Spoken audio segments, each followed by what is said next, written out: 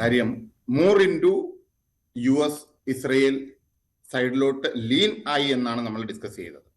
Totally ഇറാനെ avoid ചെയ്തു ആ ഒരു രീതിയിൽ വന്നിട്ടില്ല. കാര്യം ടോട്ടലി അവോയ്ഡ് ചെയ്യുവാണെങ്കിൽ കൊച്ചിൻ ഹാർബറിലൊന്നും ഒരിക്കലും Iran ഷിപ്പൊന്നും അടുക്കത്തില്ലല്ലോ.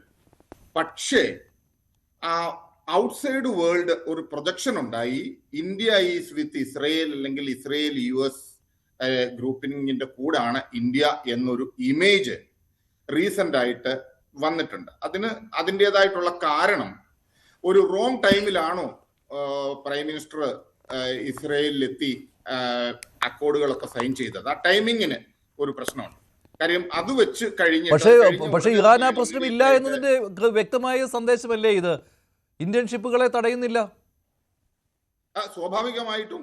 But at the same time നമ്മൾ ഓപ്പൺ ആയിട്ട്, അതായത് ഇന്ത്യയിൽ നിന്ന് വളർന്നു വരുന്ന ഇന്ത്യയിൽ നിന്നും പ്രതീക്ഷിക്കുന്ന ഒരു ഒപ്പീനിയൻ ഇതല്ലായിരുന്നു. കാര്യം ഡയറക്റ്റ് ഇൻവേഡ് ചെയ്തപ്പോൾ ദെൻ ആൻഡ് ദെയർ ഖമേനിയെ വധിച്ചപ്പോൾ അപ്പോൾ തന്നെ നമ്മൾ സ്റ്റേറ്റ്മെന്റ് ഇറക്കണമായിരുന്നു. അത് ഇറക്കിയില്ല. അതിനൊരു സംശയം ജനിപ്പിച്ചു. അത് മെയിൻ ആയിട്ടുള്ള ഒരു കാരണമാണ്. ആർക്കും അത് ഡിനേ ചെയ്യാൻ പറ്റില്ല.